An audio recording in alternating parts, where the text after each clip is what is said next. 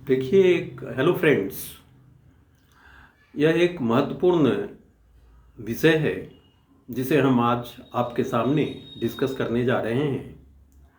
जैसा कि हम जानते हैं कि हम अपने मित्रों का तो चुनाव करते हैं, परंतु अपने पड़ोसियों का चुनाव हम नहीं कर सकते हैं। जो हमारे पड़ोसी हैं वो हैं। अब कभी कभी ऐसा होता है कि हम अपने पड़ोसियों के कार्यकलाप से परेशान हो जाते हैं और हमें लगता है कि अब हम क्या करें। तो वैसी परिस्थिति में कुछ ज़रूरी चीज़ें हैं जो मैं आपसे शेयर करने जा रहा हूँ, इसका ध्यान रखें तो आप इस समस्या से बच सकते हैं। आपकी जो मानसिक और शारीरिक जो भी आर्थिक परेशानी है वो दूर हो सकती है। तो इसके लिए सबसे पहले तो जो भी समस्या है आपके पड़ोसी के द्वारा, जैसे कि वो रास्ता से संबंधित है, कोई ज़मीन से संबंधित है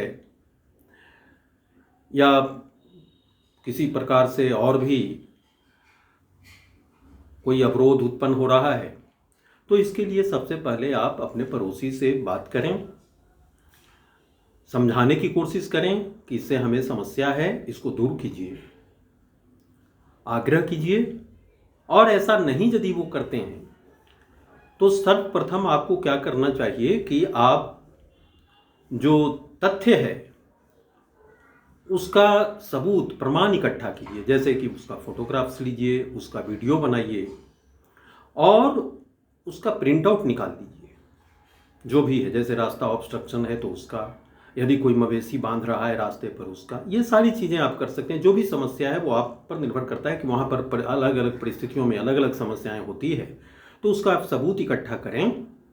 और एक बार यदि आपके पास सबूत इकट्ठा हो जाती है, उसका प्रिंट आउट आज के समय में निकालना बहुत ही आसान है, निकालें और उसको सारे सबूतों को लेकर के एक आवेदन दें अपने अनुमंडल दंडाधिकारी यानी कि एसडीएम, सब डिविजनल मजिस्ट्रेट को।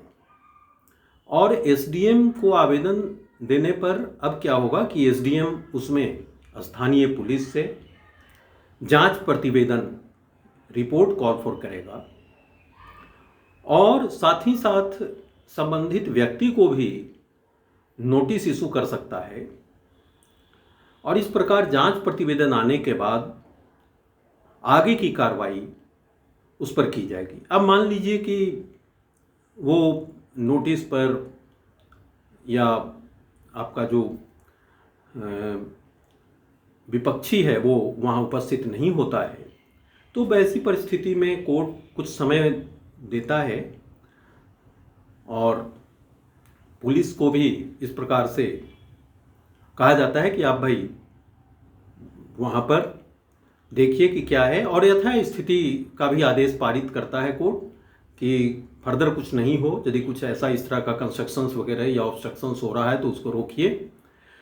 और ये सारी प्रक्रिया के बाद भी आपका विरोधी यदि नहीं जाए और थोड़ा ज़्यादा उग्र हो जाए, तो वैसी परिस्थिति में आपको क्या करना है कि एक पुनः आवेदन दीजिए कि केस दर्ज करने के बाद जो नई परिस्थितियां उत्पन्न हुई है उसको देखते हुए, तो उनको देखते हुए यदि कोर्ट को ऐसा लगेगा कि हाँ वास्तव में परिस्थिति गंभीर है, तो 107 यानी 107 सीआरपीसी की प्रोसीडिंग स्टार्ट करेगा और वो आपके विपक्षी को वहाँ पर कोर्ट में उपस्थित होकर के वो 1 ईयर तक किसी भी प्रकार के शांति भंग न हो इसका बॉन्ड कम भरने के लिए आदेश दे सकता है।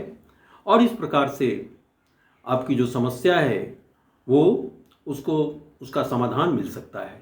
दूसरा, यदि बार बार इस तरह की परिस्थिति उत्पन्न होती है तो कोर्ट को पावर है कि 188 में वो आपका जो विपक्षी है, जो आपको बार बार परेशान कर रहा है, तो उसको सजा का भी प्रावधान है कोर्ट की अवमानना के लिए तथा साथ ही साथ परेशान करने के कारण कि वो मैक्सिमम 6 मंथ्स तक उसको सज़ा भी दे सकता है, साथ ही साथ जुर्माना भी लगा सकता है।